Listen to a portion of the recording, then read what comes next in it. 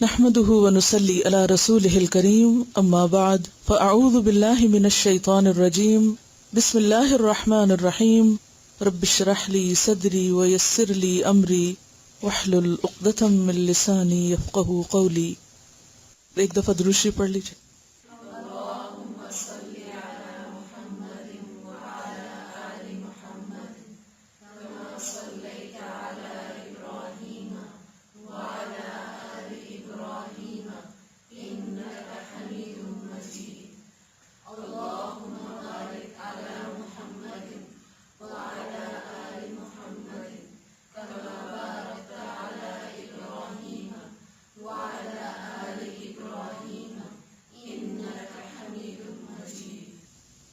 دعا مانگیے.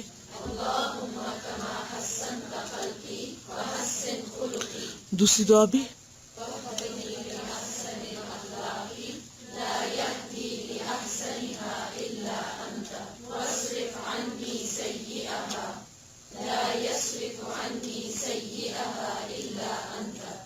ہمارا آج کا موضوع الامانہ، امانت داری، ٹرسٹ وردینس. قال اللہ تعالی ان اللہ یأمرکم ان تؤدوا الامانات الی اہلها. اللہ تعالی کا ارشاد ہے، اللہ تمہیں حکم دیتا ہے کہ امانتیں اہل امانت کے سپرد کرو. امانت کا لفظ امن سے ہے، الف میم نون.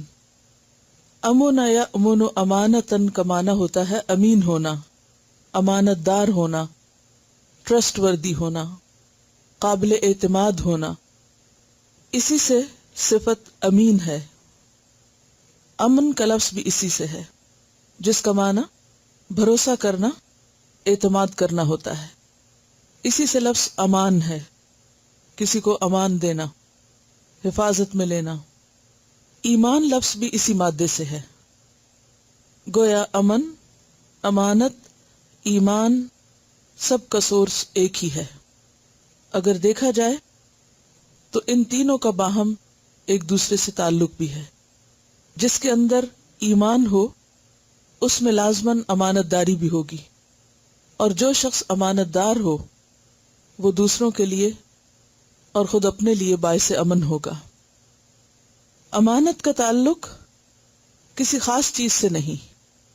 امانت میں تمام چیزیں جو حقوق اللہ اور حقوق العباد سے تعلق رکھتی ہیں وہ سب شامل ہیں. ابو حیان الاندلسی ایک مفسر ہیں، ان کی تفسیر ہے البحر المحیط. وہ امانت کے بارے میں لکھتے ہیں کہ امانت کے حکم میں قول اور فعل اور عقیدہ، قول یعنی بات، فعل کام، اور عقیدہ یعنی انسان کی سوچ اور انسان کے اندر جو ایمان کی کیفیت ہے، عقیدہ سے تعلق رکھنے والی تمام چیزیں داخل ہیں. گویا امانت کا انحصار یا امانت کا دائرہ کار کس کس چیز پر ہے؟ انسان کی سوچ، انسان کے قول اور انسان کے فعل پر. اسی لیے ہم دیکھتے ہیں کہ امانت صرف مالی امور میں نہیں ہوتی. عام طور پر جب امانت کی بات ہوتی ہے تو ہم کیش اور کائنڈ کی بات سوچتے ہیں کہ کوئی چیز ہوگی امانت یا کوئی مال ہوگا امانت، جبکہ امانت کا تعلق بات سے بھی ہے، کاموں سے بھی ہے، عبادات سے بھی ہے، ذمہ داریوں سے بھی ہے، باہمی انسانی تعلقات میں جو معاملات ہیں ان سے بھی ہے، لین دین وغیرہ میں. اللہ تعالیٰ نے جو کچھ ہمیں دیا، خواہ وہ ہمارے جسم کی شکل میں، خواہ اولاد کی شکل میں، خواہ مال کی شکل میں، وہ سب بھی ہمارے پاس امانت ہے. حتیٰ کہ ہمیں دیا جانے والا اختیار اور ارادہ، وہ بھی کیا ہے؟ امانت. کیونکہ یہ تمام چیزیں ایک خاص اور محدود وقت تک کے لیے ہمیں دی گئی ہیں، ہمیشہ کے لیے نہیں دی گئی. اور دیکھا کیا جا رہا ہے کہ ہم ان کا استعمال کیسے کرتے ہیں، اللہ کی مرضی کے مطابق یا اس کی مرضی کے خلاف. تو اللہ تعالیٰ نے جو کچھ ہمیں دیا وہ امتحان کے لیے دیا، وقتی طور پر دیا، اور بطور امانت دیا. ہم اس کے مالک نہیں.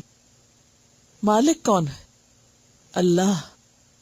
کوئی بھی چیز آپ دیکھیں جو آپ کو ملی وہ کیا ہے؟ امانت. تو اللہ کی طرف سے جو کچھ ہمیں ملا، خواہ وہ جسم ہے، جان ہے، مال ہے، اولاد ہے، یا پھر وہ ذمہ داریاں ہیں جو عبادات کی شکل میں ہیں، یا ہمارے اوپر کچھ پابندیاں عائد کی گئی ہیں، وہ سب بھی کیا ہیں؟ امانات ہیں. اللہ کے بعد بندوں کی طرف سے جو کہ مختلف چیزوں کے وقتی مالک ہیں، ٹیمپریریلی، اگر کوئی چیز ہمارے پاس رکھی جائے، خواہ وہ کوئی راز ہو، کوئی بات ہو، کوئی چیز ہو، مال ہو، ذمہ داری ہو، وہ بھی کیا ہو جاتی ہے؟ امانت. یعنی امانت نمبر 1 وہ چیز ہوتی ہے جس کا مالک کوئی اور ہوتا ہے، اور نمبر 2 جس کے پاس رکھی جائے وہ امین ہوتا ہے. تو گویا معاملہ دو کے درمیان ہے، مالک اور امین کے درمیان.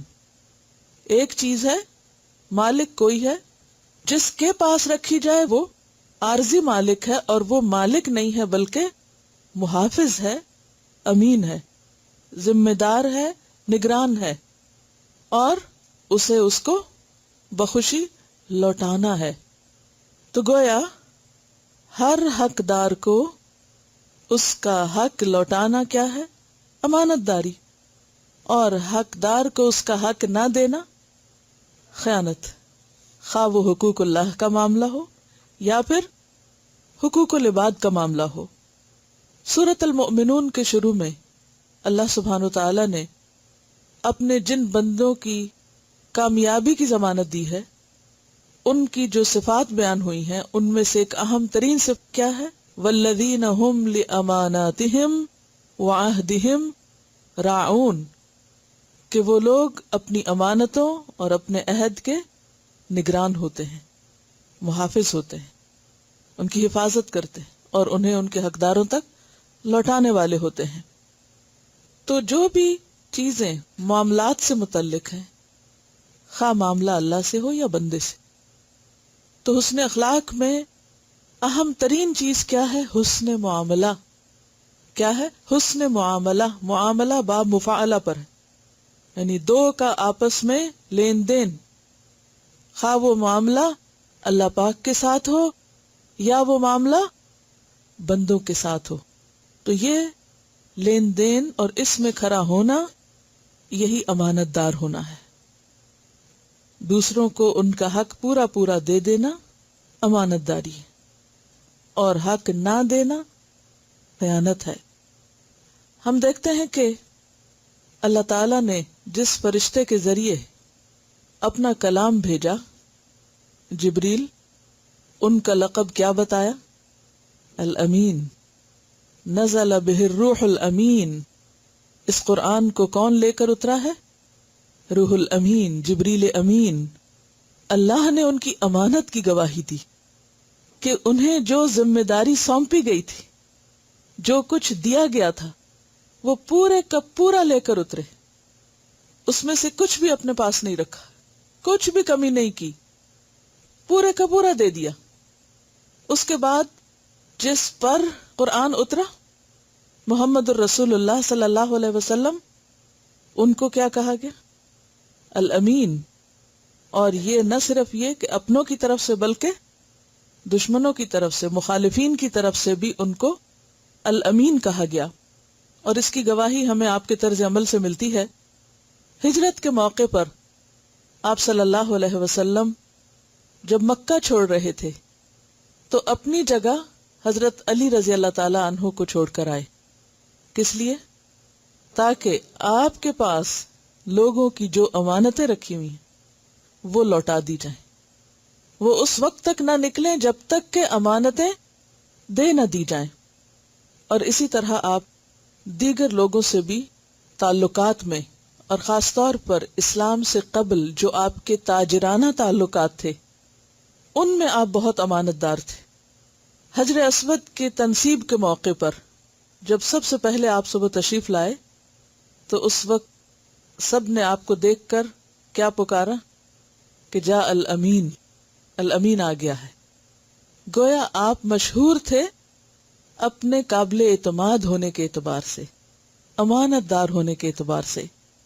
اور پھر آپ صلی اللہ علیہ وسلم کے صحابہ کرام جو ہمارے لیے ایک بہترین رہنمائی کا ذریعہ ہیں، کیونکہ ان سے ہم اپنے آپ کو زیادہ ریلیٹ کر سکتے ہیں، وہ سب امانت دار تھے، لیکن خاص طور پر ان میں سے ایک شخص کو امین الامت، امین الامت کا خطاب ملا۔ کون ہے وہ؟ کون ہے وہ جن کو پوری امت میں سے سب سے زیادہ امانت دار ہونے کا شرف حاصل ہے؟ ابو عبیدہ ابن الجراح، امین الامت۔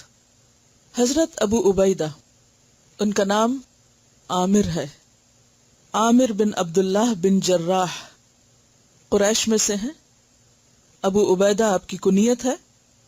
عبداللہ بن عمر کہتے ہیں قریش میں 3 شخصیات ایسی ہیں جن کے چہرے تمام لوگوں سے بڑھ کر حسین ہیں، جن کا اخلاق سب سے عمدہ ہے، جن میں حیا سب سے زیادہ ہے، اور اگر آپ ان سے بات کریں تو کبھی جھوٹ نہ بولیں، آپ ان سے کوئی بات کریں تو آپ کو جھٹلائیں نہیں، یعنی آپ بات کریں تو نہیں کہہ کے آپ کی بات نہیں کاٹیں گے، یعنی اس قدر با اخلاق ہیں۔ اور وہ کون ہے؟ صدیق اکبر رضی اللہ عنہ، ابو بکر صدیق، عثمان بن عفان رضی اللہ عنہ، اور ابو عبیدہ بن الجراح۔ حضرت ابو عبیدہ ان لوگوں میں سے ہیں جو حضرت ابو بکر کے دوسرے ہی دن مسلمان ہو گئے تھے، سابقون الاولون میں سے ہیں۔ حضرت ابو بکر جب خود مسلمان ہوئے تو انہوں نے دیر نہیں کی جا کر اپنے دوستوں کو امانت دینے میں، کیونکہ یہ امانت تھی نا اب ان کے پاس۔ اسلام ان کے پاس کیا تھی؟ ایک سچائی کی صورت میں بہترین امانت۔ فوراً ہی اپنے دوستوں کا حق ادا کرنے کے لیے چل دیے اور جا کر ان کو اسلام کی دعوت دی۔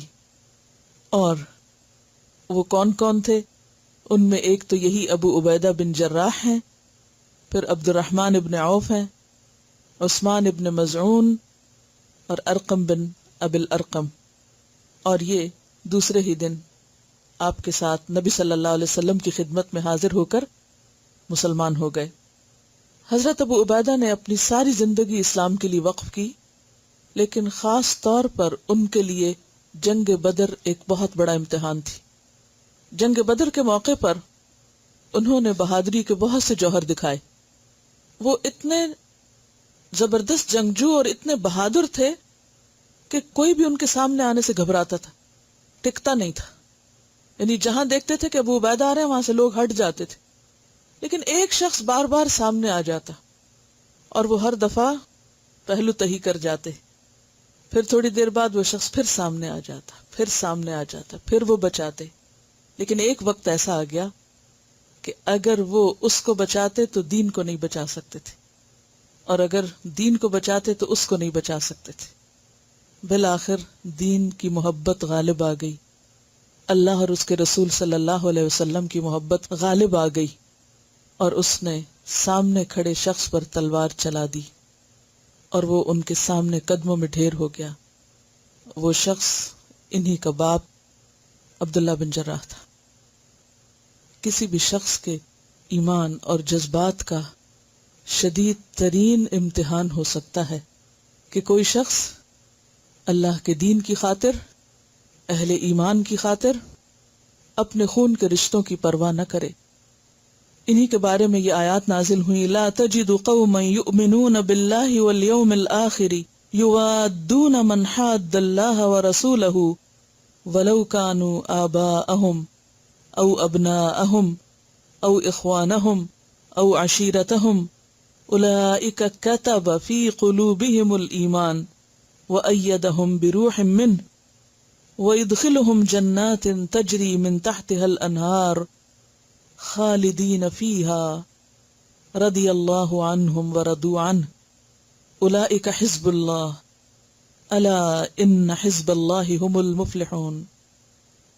تم کبھی یہ نہ پاؤ گے کہ جو لوگ اللہ اور آخرت پر ایمان رکھنے والے ہیں وہ ان لوگوں سے محبت کرتے ہوں جنہوں نے اللہ اور اس کے رسول کی مخالفت کی ہے، خواہ وہ ان کے باپ ہوں، ان کے بیٹے ہوں، ان کے بھائی ہوں یا ان کے اہل خاندان.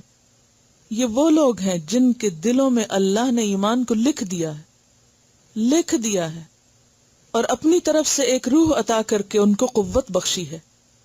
وہ ان کو ایسی جنتوں میں داخل کرے گا جن کے نیچے نہریں بہتی ہوں گی، ان میں وہ ہمیشہ رہیں گے.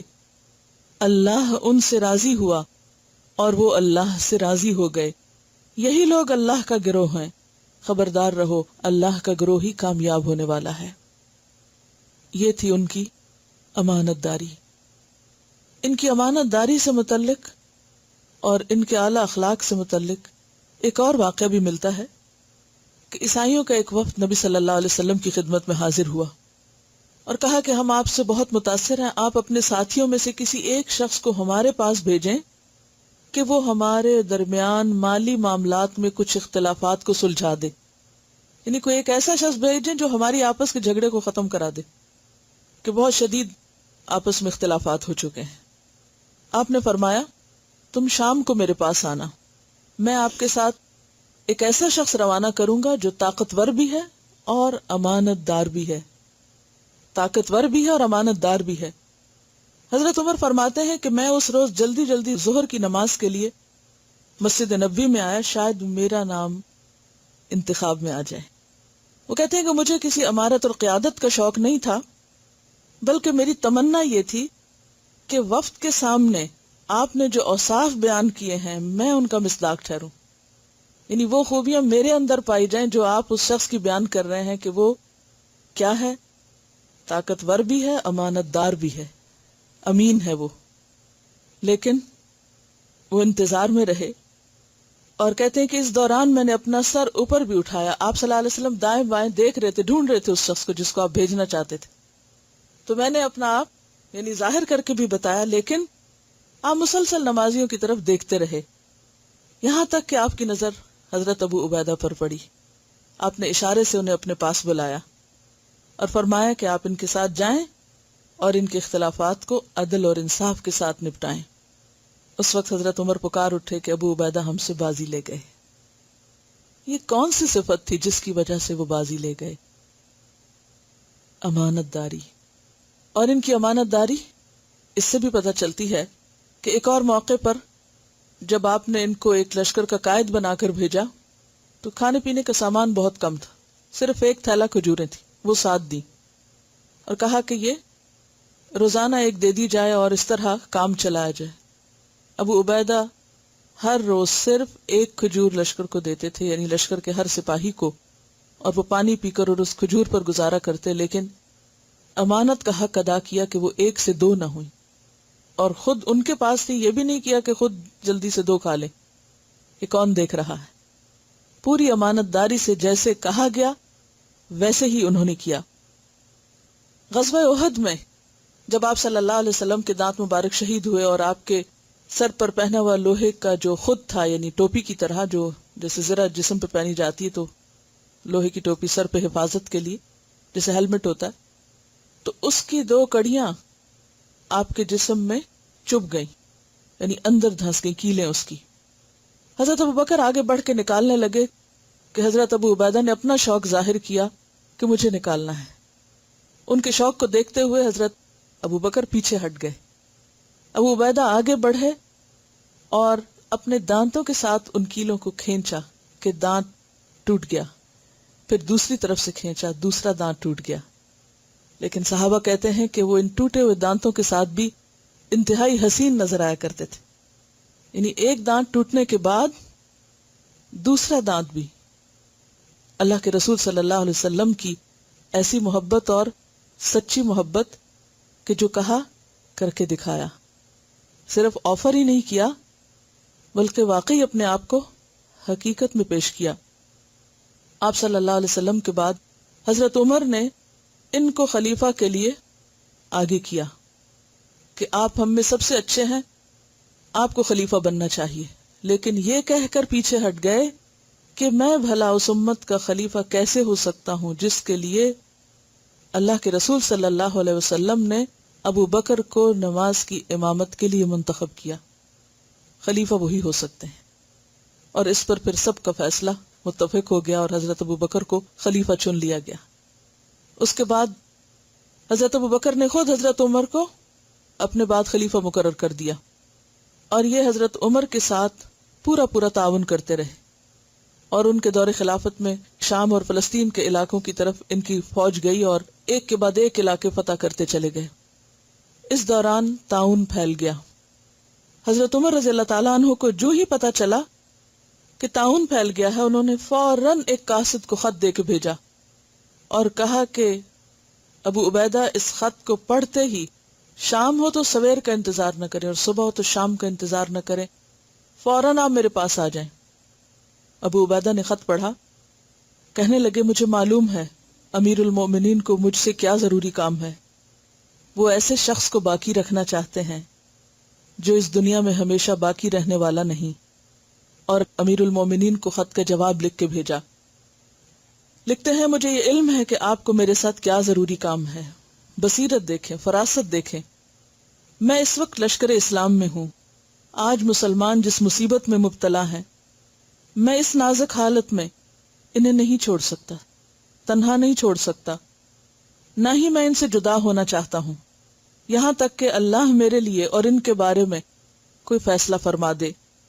مجھے آپ اس سلسلے میں معذور رکھتے ہوئے انہی لوگوں کے درمیان رہنے کی اجازت دیں. یعنی امیر اگر چلا جائے تو باقی لشکر وہاں کس لیے رہے. جب یہ خط امیر المومنین حضرت عمر فاروق کے پاس پہنچا تو پڑھ کر آپ کی آنکھوں سے بے اختیار آنسو آنے لگے. پاس بیٹھے ہوئے صحابہ کرام نے آپ کو زار و قطار روتے ہوئے دیکھ کے فرمایا، کیا ابو عبیدہ فوت ہو گئے؟ فرمایا نہیں، لیکن موت ان کے بہت قریب پہنچ چکی.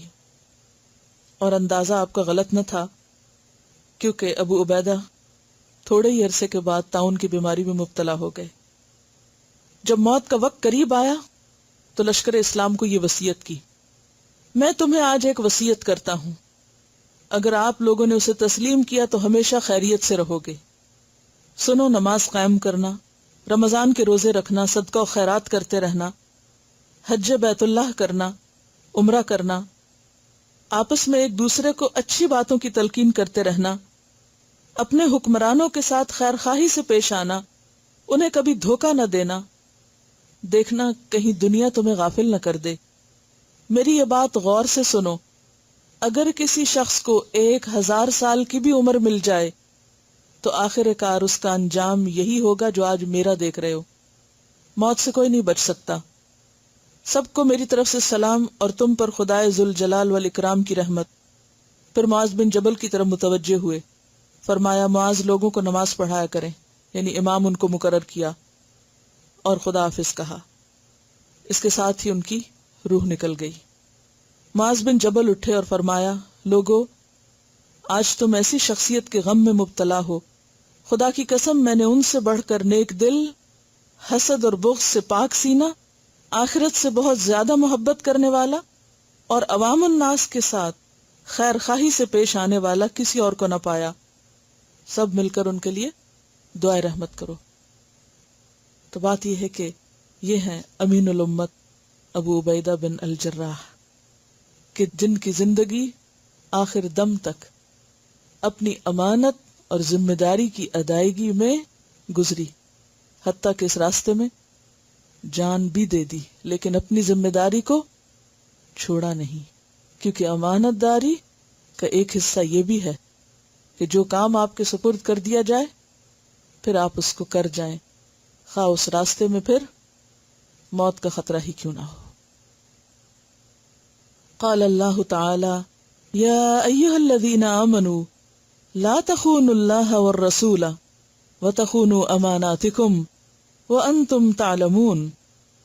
اللہ تعالیٰ نے فرمایا، اے لوگو جو ایمان لائے ہو، جانتے بوجھتے اللہ اور اس کے رسول کے ساتھ خیانت نہ کرو، اور اپنی امانتوں میں غداری کے مرتکب نہ ہو، اور تم جانتے ہو.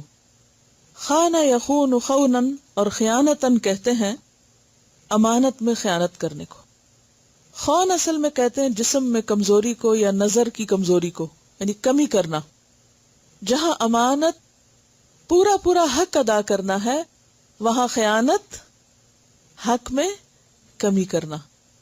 جیسے ہم دیکھتے ہیں نا اپنی آنکھوں سے تو نگاہ کمزور ہوتی ہے تو چیز اپنے اصل شکل میں نظر نہیں آتی، تو وہ نگاہ کیا کرتی ہے؟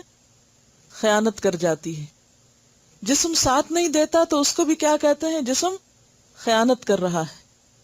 تلوار موقع پر کام نہ کرے، اچٹ جائے تو کہتے ہیں تلوار نے خیانت کی۔ پاؤں لڑکھڑانے لگے، چلے نہ، تو کہتے ہیں پاؤں خیانت کر رہے ہیں۔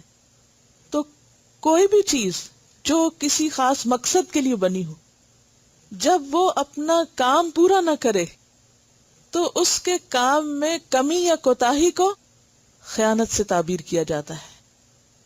اللہ نے ہمیں جو بھی صلاحیتیں دے رکھی ہیں، جو طاقتیں اللہ سبحانہ وتعالیٰ نے ہمیں دی ہیں، اگر ہم ان طاقتوں کو ضائع کرتے ہیں، ان سے پورا کام نہیں لیتے، ان کو مزید نکھارتے نہیں، پالش نہیں کرتے، تو یہ بھی کیا ہے دراصل؟ اپنے ساتھ خیانت۔ مثلا اگر آپ لکھ سکتے ہیں اور آپ اللہ کے دین کے دفاع میں نہیں لکھتے تو آپ اپنے ساتھ کیا کر رہے ہیں؟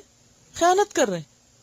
آپ بول سکتے ہیں، آپ بولتے نہیں، خیانت کر رہے ہیں۔ آپ کے پاس مال ہے، ضرورت کے وقت آپ اسے خرچ کر سکتے ہیں، نہیں کرتے تو اللہ کے دین کے ساتھ جہاں اس کو ضرورت ہے خیانت کر رہے ہیں۔ تو کسی بھی ایسے موقع پر کہ جہاں انسان اپنی کسی خاص طاقت یا صلاحیت یا قوت، انرجی یا وقت، اس کے ساتھ انصاف کر سکتا ہو، اسے بہترین سے بہترین کام میں لگا سکتا ہو، جب اسے وہ نہیں لگاتا تو وہ کیا کرتا ہے؟ خیانت کرتا ہے۔ بیکار کی سستی میں مبتلا رہنا، اپنی صلاحیتوں کو صحیح جگہ نہ لگانا، بہتر سے بہترین کی طرف نہ جانا، میکسیمم ایفرٹ نہ کرنا، کام چوری کرنا، یہ سب خیانت ہے۔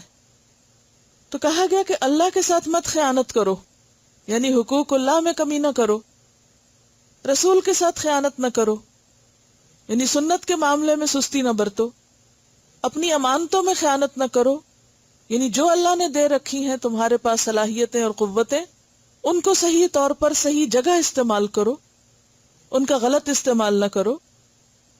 وَأَنْتُمْ تَعْلَمُونَ، اور تم جانتے ہو، تمہیں پتہ ہوتا ہے کہ تم کیا کر سکتے ہو، اور جو کر سکتے ہو پھر نہیں کرتے، اسی کا نام خیانت ہو جاتا ہے۔ قال اللہ تعالی ان اللہ لا يحب الخائنین، اللہ تعالیٰ فرماتا ہے یقیناً اللہ خیانت کرنے والوں کو پسند نہیں کرتا۔ خیانت کار لوگ اللہ کے محبوب نہیں ہو سکتے۔ ایک اور جگہ پر آتا ہے ان اللہ لا يحب من کان خوانا اثیما، بے شک اللہ نہیں محبت رکھتا کسی ایسے شخص سے جو خیانت کار ہو، گناہگار ہو۔ کیونکہ اپنے ساتھ خیانت دراصل کیا ہے؟ نعمتوں کی ناشکری، ناقدری۔ یہ زندگی کے امتحان ہے، اور اس میں ہمیں بہت کچھ اپنی آخرت، اپنے کل کے لیے سمیٹنا ہے، تیار کرنا ہے۔ جیسے فرمانا وَلْتَنْظُرْ نَفْسٌ مَا قَدَّمَتْ لِغَدٍ، ہر شخص کو یہ دیکھنا ہے کہ اس نے اپنے کل کے لیے کیا آگے بھیجا ہے، کیا تیار کیا ہے، کیونکہ کل کا دن ہی تو اصل زندگی ہے۔ آج تو ایک دن ہے، بس one day, only one day. ہم یہاں ایک دن کے لیے ہیں صرف اس دنیا میں، اور اصل زندگی کل شروع ہونے والی ہے۔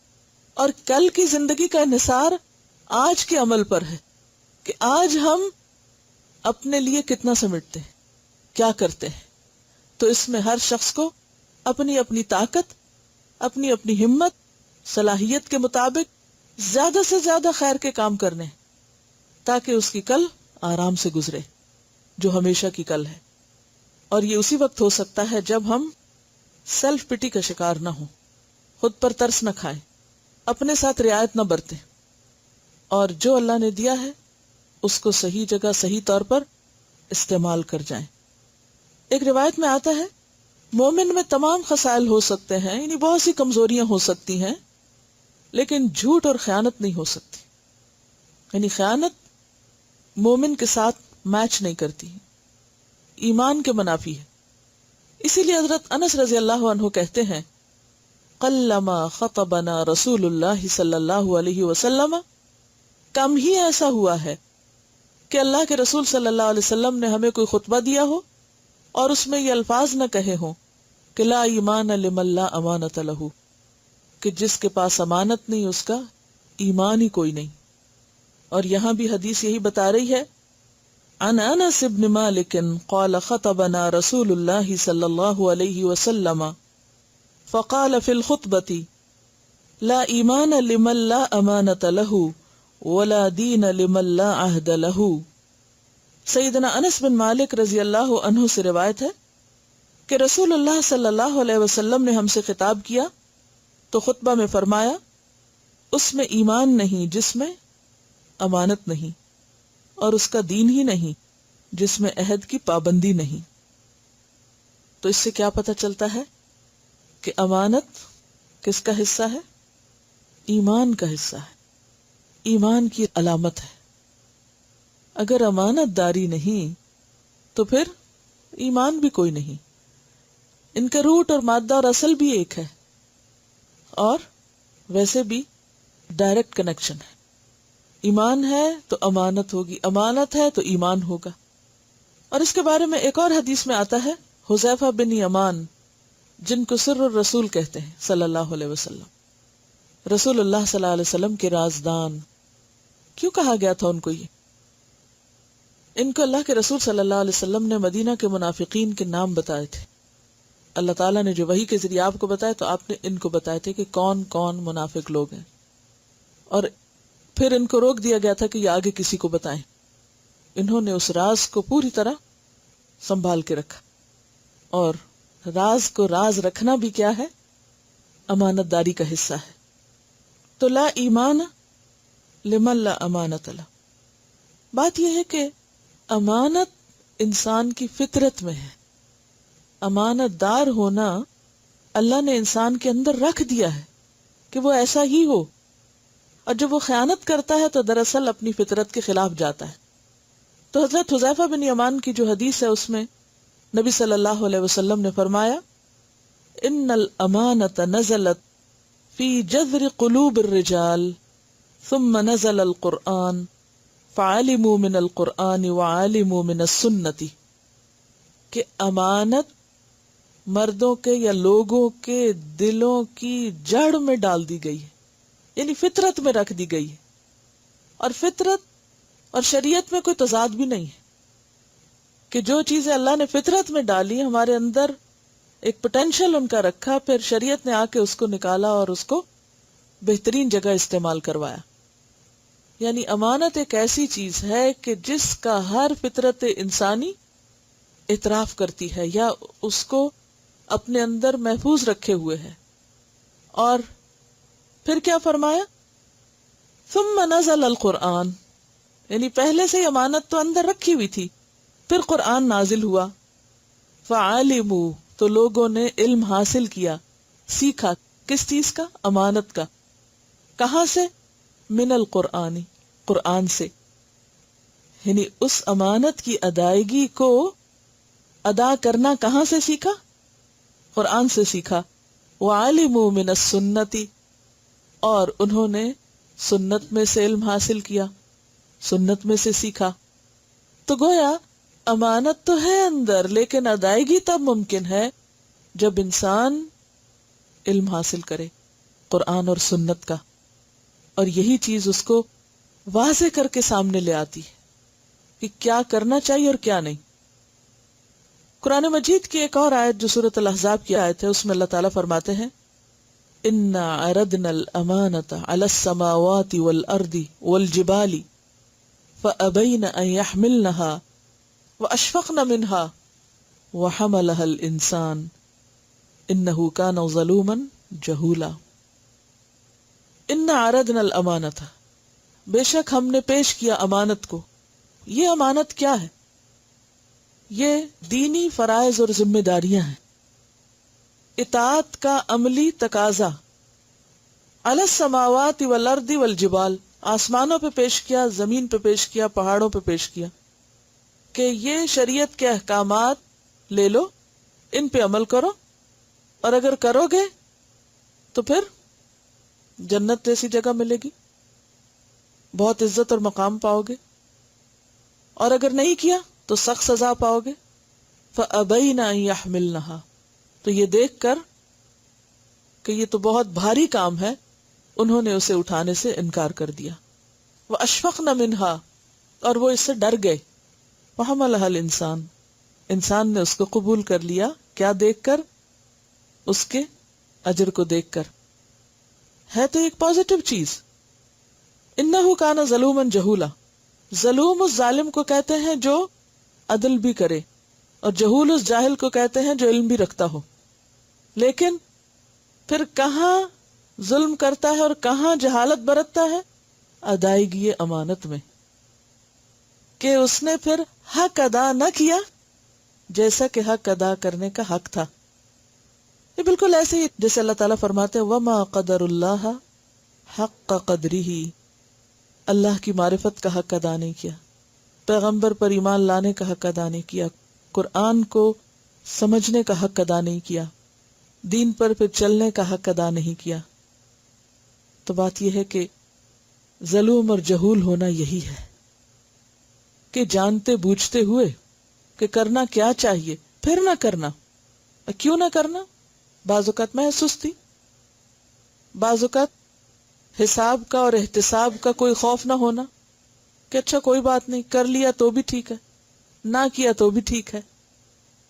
لیکن ہم سے مطلوب کیا ہے، تقاضا کیا ہے کہ ہم اس حق کو ادا کریں، چاہے وہ کوئی ذمہ داری اللہ کی طرف سے ہے ہم پر، یا بندوں نے ہمارے اوپر کوئی ذمہ داری ڈالی ہے، چاہے وہ ہماری ازدواجی زندگی ہے یا ہماری تعلیمی زندگی، عبادتوں میں، اخلاق میں، معاملات میں امانت دار ہوں.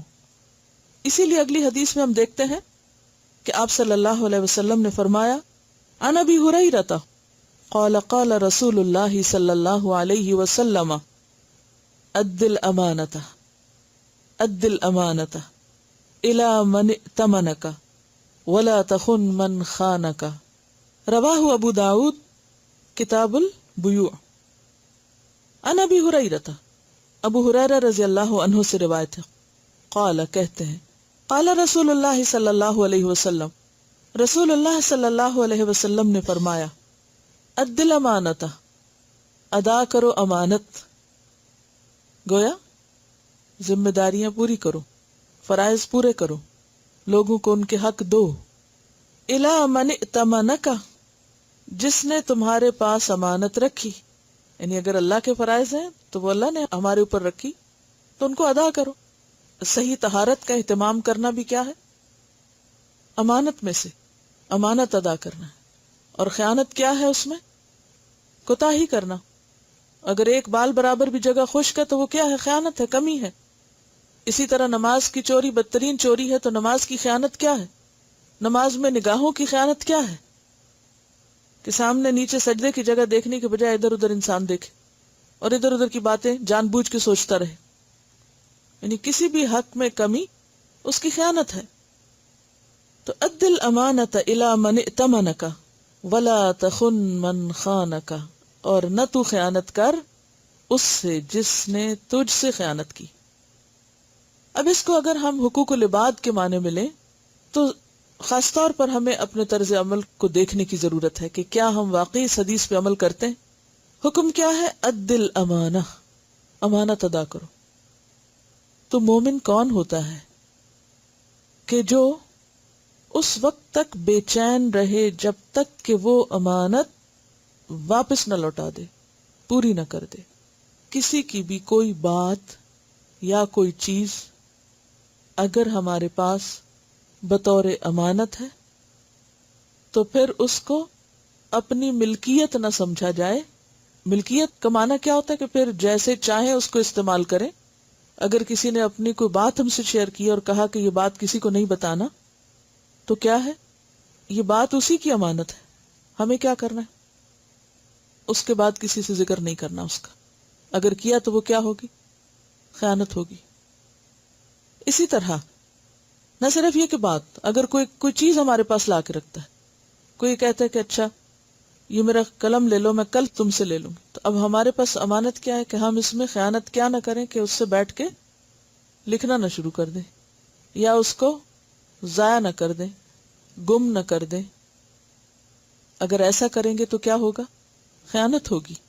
اور خیانت کس کی صفات میں سے ہے؟ منافق کی.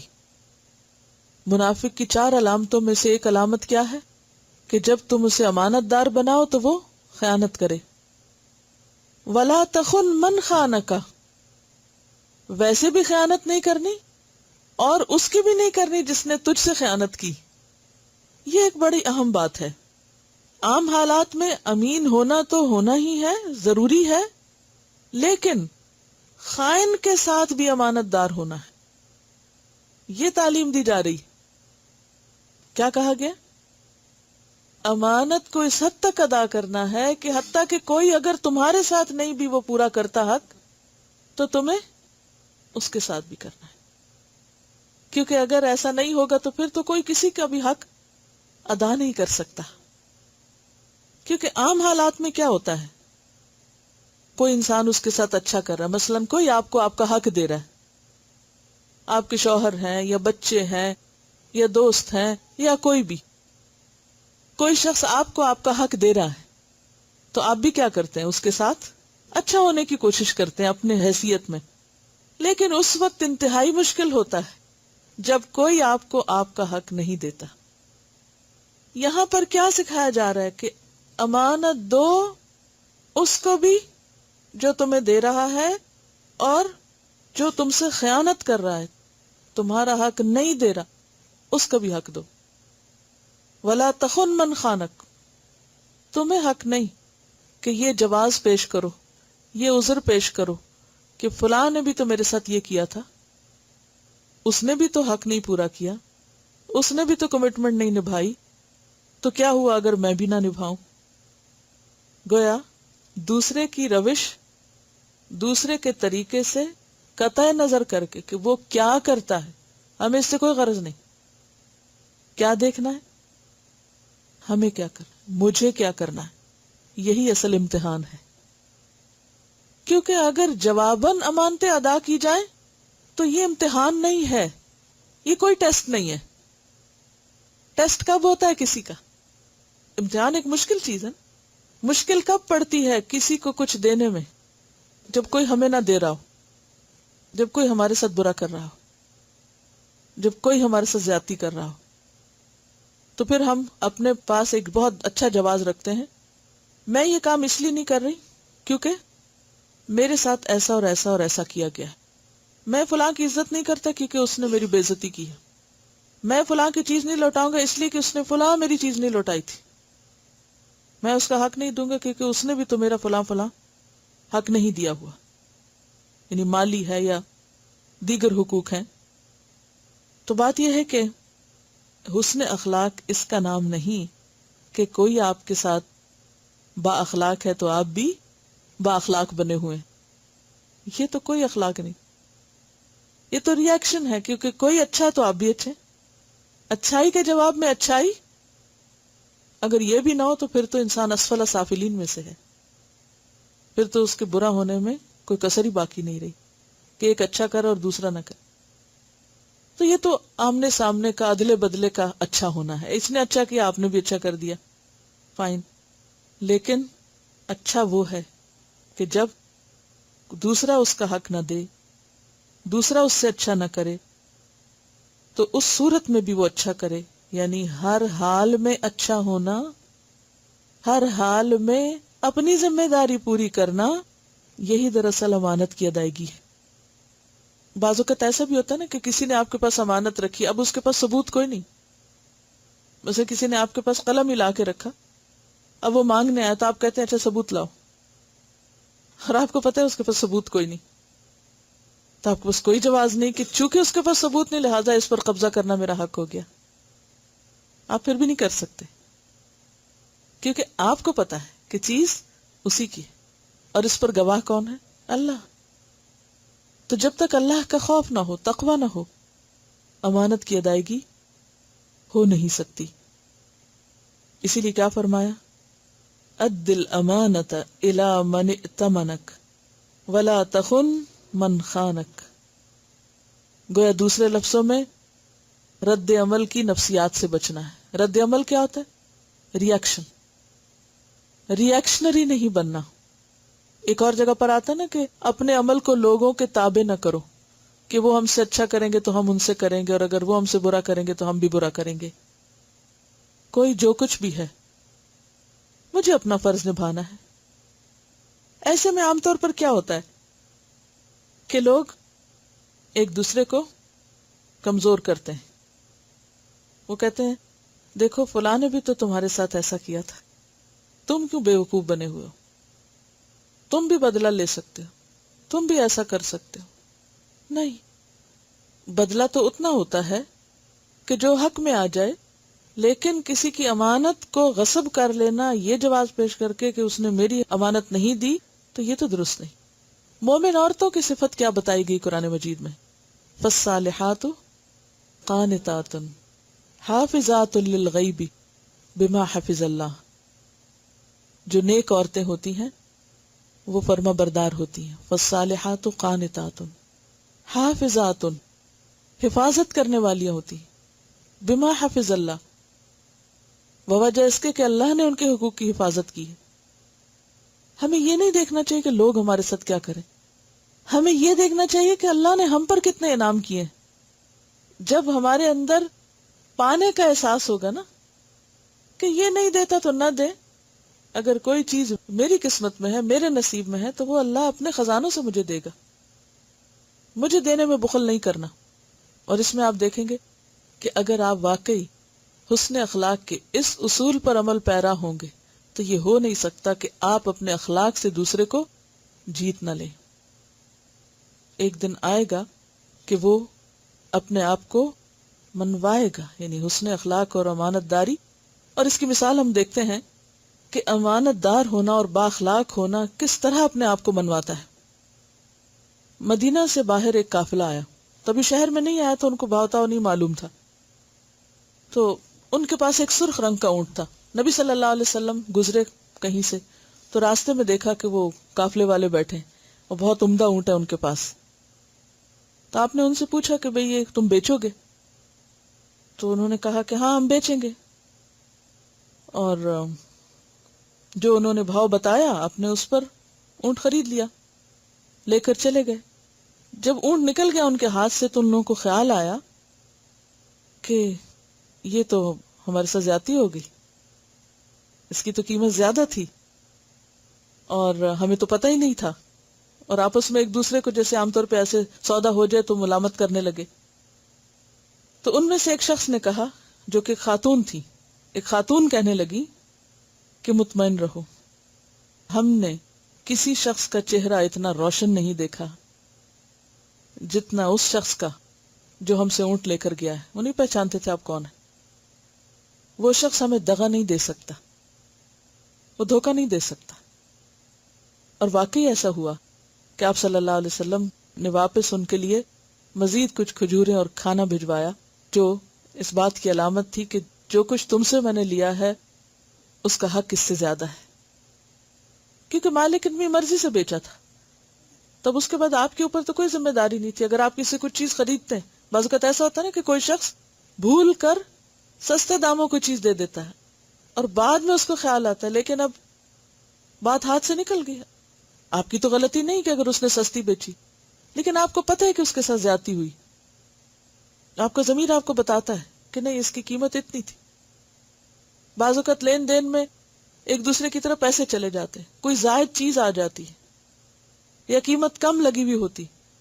ہم میں سے کتنے لوگ کتنی دفعہ واپس بازار جا کر اس چیز کو پھر لوٹائیں یا اس کی قیمت واپس کریں. ہم ایسے مواقع پر فائدہ اٹھانے کو اپنی ذہانت اور عقل مندی کا نام دیتے ہیں. تو بات یہ ہے کہ جو شخص امانت دار ہوتا ہے وہ اپنے چال چلن سے، اپنے معاملے سے، اپنے رکھ رکھاؤ سے پہچانا جاتا ہے کہ یہ شخص ایسا نہیں کرنے والا.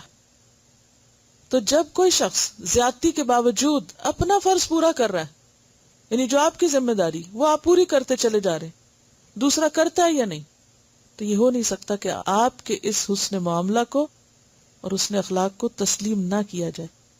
دنیا میں بھی تسلیم کیا جاتا ہے. آپ ہی کا انکار کرنے والے آپ کو اپریشیٹ کرنے لگتے ہیں. اور پھر اللہ کے ہاں تو ہر چیز واضح ہے. بار بار آتا ہے قرآن پاک میں کہ جو کچھ تم کرتے ہو اللہ اس کو جانتا ہے, وہ اس کے بارے میں علم رکھتا ہے. تو خلاصہ گفتگو کیا ہے کہ امانت ایمان کا حصہ ہے. امانت کا معنی کیا؟ امانت کس کو کہتے ہیں؟ امانت وہ چیز جس کے آپ حقیقی مالک نہیں ہیں, وقتی طور پر آپ کو اس کی حفاظت کی ذمہ داری دی گئی ہے. امانت دار ہونا کیا ہوتا ہے کہ جب امانت واپس مانگی جائے تو جیسی ہے ویسی ہی لوٹا دی جائے. امانت کا اپوزٹ کیا ہے؟ خیانت. خیانت کا لفظی معنی کیا ہے؟ کمی کرنا. یعنی جس طرح آپ کے پاس امانت رکھی گئی اس کو ویسے نہیں لوٹایا, یا تو قدر میں کمی کر دی گئی, قیمت میں کمی کر دی گئی, یا اسے مس یوز کیا گیا. اور امانت کا تعلق کس کس چیز کے ساتھ ہے؟ قول, فعل اور عقیدہ سے. مزید حقوق کے معاملے میں کس کس کے حقوق کی ادائیگی کا نام امانت ہے؟ حقوق اللہ اور حقوق العباد. حقوق اللہ کی ادائیگی میں مثلاً کس کس چیز کو پورا کرنا امانت ہے؟ نماز, زکوٰۃ کی پوری ادائیگی, حج کی ادائیگی, یعنی جو بھی اللہ کے حقوق ہیں ان کو بر وقت ادا کر دینا اور جیسا کہا گیا ویسا ہی کرنا. اور حقوق العباد میں کس کس چیز کی ادائیگی امانت داری؟ جن کا بھی ہم پر حق ہے, خواہ ہمارے والدین ہیں. بعض اوقات لوگ کہتے ہیں نا ہمارے والدین نے ہمارے لیے کیا کیا کہ اب ہم ان کو پوچھیں. کہتے ہیں نا یہ انہوں نے آپ کو پیدا کیا, اگر کچھ بھی نہیں کیا تو پیدا کیا, یہ سب سے بڑی بات ہے. اور اس کے بعد اگر کچھ بھی نہیں کیا, مان لیتے ہیں آپ کی بات کہ آپ کو پیدا کر کے اٹھا کے پھینک آئے تھے کہیں, جو کہ کوئی بھی نہیں کرتا. اگر انہوں نے پھینک ہی دیا آپ کو, اب آپ ان کے چونکہ بچے ہیں تو آپ کے اوپر ذمہ داری کیا ہے؟ بھلے وہ کچھ بھی نہ کریں آپ کے لیے, آپ حسن سلوک کریں, کیونکہ بحیثیت اولاد آپ کی جو ذمہ داری ہے وہ آپ کو پوری کرنی ہے.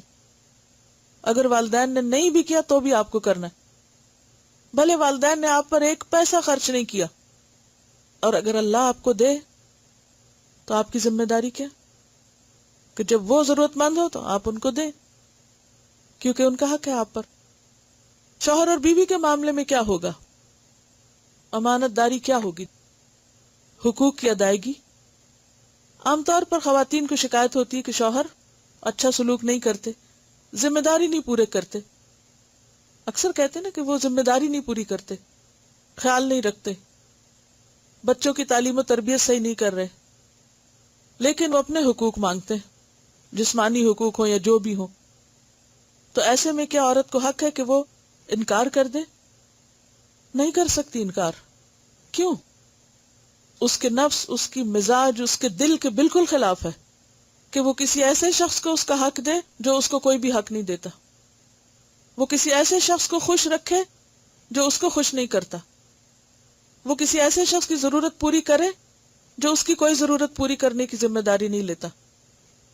تو جب تک تعلق باقی ہے تو حق دینا ہی دینا ہے, چاہے وہ نہ دے. اس کا معاملہ رب کے ساتھ ہے. ہو سکتا ہے کہ آپ کے حق دینے کی وجہ سے وہ بھی حق دینا سیکھ جائے. بعض اوقات کہتے ہیں نا کہ فلاں ہمارے ساتھ وفادار نہیں, وہ ہمارے ساتھ خیانت کرتا ہے. کیا اس سے ہمیں اجازت مل جائے گی کہ ہم بھی خیانت شروع کر دیں؟ شوہر ہمیں دھوکہ دے رہا لہٰذا ہم بھی کہیں اور دوستی کر لیں اور دھوکہ دیں اس کو. وہ بھی تو ایسا کرتا ہے, ہم بھی کر لیں. کیا ایسے کر سکتے؟ کیونکہ بہت سے لوگ اس طرح کے جواز پیش کرتے ہیں کہ ہمارے شوہر نے فلاں عورت سے دوستی کر رکھی ہے تو ہمیں کیوں نہیں حق کہ ہم بھی کسی اور مرد سے دوستی کر لیں. کیا کوئی عورت ایسے کر سکتی؟ نہیں کر سکتی, کیونکہ ہمارا معاملہ اللہ کے ساتھ ہے. کوئی اگر غلط کرتا ہے تو ہمیں حق نہیں کہ ہم بھی غلط ہو جائیں. لا تخن من خانک. کیوں نہیں؟ Why not? ہم اپنے اعمال کے بارے میں اللہ کے سامنے جواب دہ ہیں، کسی اور کے عمل کے بارے میں نہیں. ری ایکشن میں غلط کام کرنا، غلط قدم اٹھانا اس کو نہیں نقصان دے گا، خود ہمیں ہمارے اخلاق اور ہمارے ایمان اور ہماری آخرت کو نقصان دے سکتا ہے. یہ جواز نہیں. کیا کوئی چوری کرے تو ہمیں بھی چوری کا حق مل جائے گا؟ کوئی جھوٹ بولے تو ہمیں بھی جھوٹا ہونے کا ثواب ملے گا؟ کوئی غیبت کر رہا ہو تو ہمیں بھی کود پڑنا چاہیے غیبت کرنے میں؟ کوئی کسی کے بارے میں غلط بات کہہ رہا تو ہمیں بھی ساتھ شامل ہو جانا چاہیے؟ نہیں. جو حق نہ دے اس کو حق دینا احسان میں بھی آتا ہے، اگرچہ فرض ہے. یہاں احسان سے زیادہ فرض ہے. اگر ہم دے رہے ہیں تو شاید ہم احسان نہیں کر رہے ہیں، ہم فرض ادا کر رہے ہیں، ہم اپنا فرض پورا کر رہے ہیں. اور جب ہم اپنا فرض پورا کر رہے ہیں تو اس کا قدردان اللہ ہے.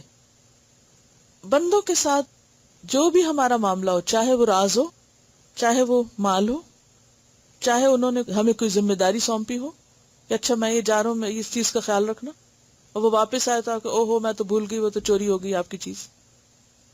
یہ امانت داری نہیں. پچھلی دفعہ کی جو ہماری اسائنمنٹ تھی اس میں یہ اسلام آباد سے فیڈ بیک ہے.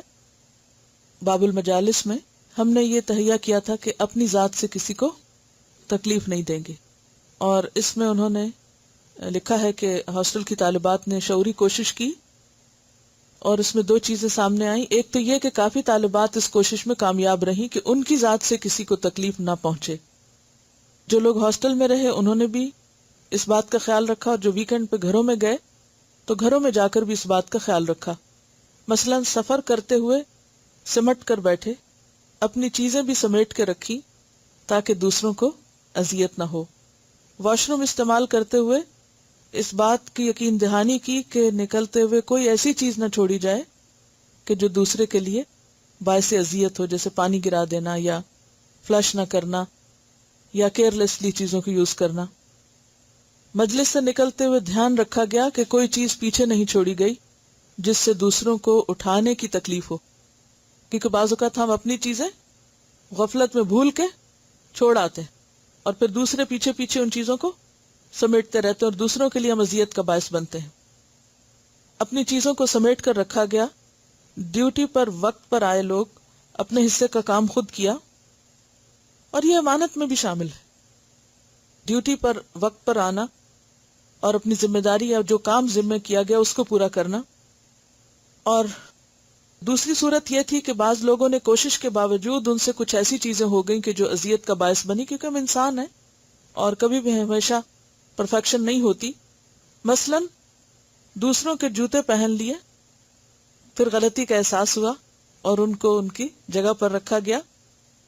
وضو کرتے ہوئے زور زور سے پانی کے چھینٹے منہ پہ مارے تو احساس ہوا کہ چھینٹے اڑ کے دوسرے کے لیے اور سارے ماحول کے لیے تکلیف دہ ہیں. بات کرتے ہوئے دوسروں کے ہاتھ پہ ہاتھ مارا، پھر احساس ہوا. چیز لے کر واپس نہ کی گئی، پھر احساس ہوا، اور ایٹ لیسٹ یہ سوچ بیدار ہوئی کہ یہ چیزیں دوسروں کے لیے اذیت کا باعث ہیں اور ان سے بچنے کی شعوری کوشش کی گئی. تو انشاءاللہ تعالی اس ہفتے کے لیے خاص طور پر کیا ہوم ورک ہے آپ کا؟ امانتوں کو ادا کرنا. آپ ویکنڈ پہ اپنی سب چیزوں کا جائزہ لیں کہ کہیں آپ نے کسی سے کوئی کتاب ادھاری تو نہیں لی تھی اور وہ رکھ کے آپ بھول گئے ہوں. کسی سے کوئی کام کرنے کا وعدہ تو نہیں کیا تھا جو پورا نہ کر سکے ہوں، اسے پورا کریں. کوئی ایسا شخص تو نہیں کہ جس کا حق آپ صرف اس وجہ سے نہیں دے رہی کہ وہ آپ کا خیال نہیں رکھتا، اس کو اس کا حق دیں. اور کیا ہو سکتا ہے؟ اپنی ذمہ داریوں کی لسٹ بنائیں، اپنے وضو اور طہارت کا خیال رکھیں کہ وضو میں کوئی جگہ خشک تو نہیں رہتی.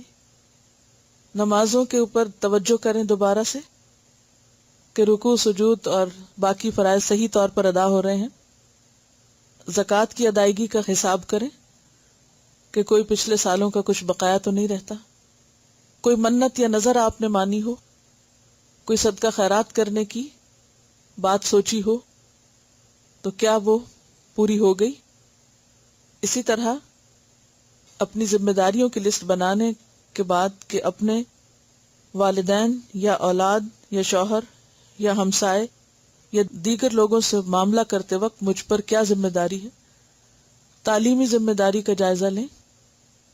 سبق یاد کرنے کے معاملے میں اپنی امانت کو پورا کریں. یہ بتا رہی ہیں کہ ان کا بیٹا جو ہے وہ ڈاؤن ٹاؤن میں اپنے ساتھ لفافہ رکھتا ہے اور جہاں کوئی بوتل وغیرہ گری ہوئی دیکھتا ہے وہ اٹھا لیتا ہے اور اس کو صحیح جگہ پر رکھتا ہے ریسائکلنگ کے لیے. تو یہ اسے کہتی تھی کہ تم کیوں جمع دار بنے ہوئے کہ ہر چیز ہر جگہ سے اٹھاتے رہتے ہو.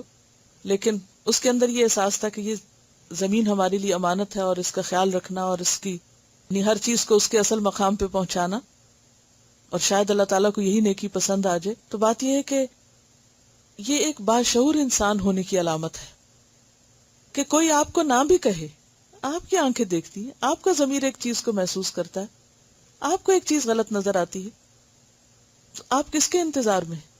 اگر آپ حجاب کے ساتھ سڑک پر گری ہوئی کوئی چیز اٹھا کر اس کی صفائی کر دیتے ہیں یا صحیح جگہ پہ رکھتے ہیں، یا کم از کم اگر آپ کہیں تفریح کے لیے جاتے ہیں، پارک وغیرہ میں جاتے ہیں، تو اپنے پھینکی ہوئی چیزوں کو خود اٹھا لیتے ہیں اور صحیح جگہ پر صفائی ستھرائی کا اہتمام کرتے ہیں، جو انسٹرکشنز دی ہوئی ہیں ان کو فالو کرتے ہیں، تو یہ سب بھی ایک اسلام کی عملی چلتی پھرتی تبلیغ ہے. اور ان چیزوں کی اصولوں کی پابندی نہ کرنا اور جو کہا گیا اس کو نہ ماننا اور اس کا خیال نہ کرنا، یہ سب پھر خیانت میں شامل ہو جاتا ہے. وآخر دعوانا ان الحمد للہ رب العالمین. سبحانک اللہم وبحمدک نشہد ان لا الہ الا انت نستغفرک ونتوب الیک. السلام علیکم ورحمۃ اللہ وبرکاتہ.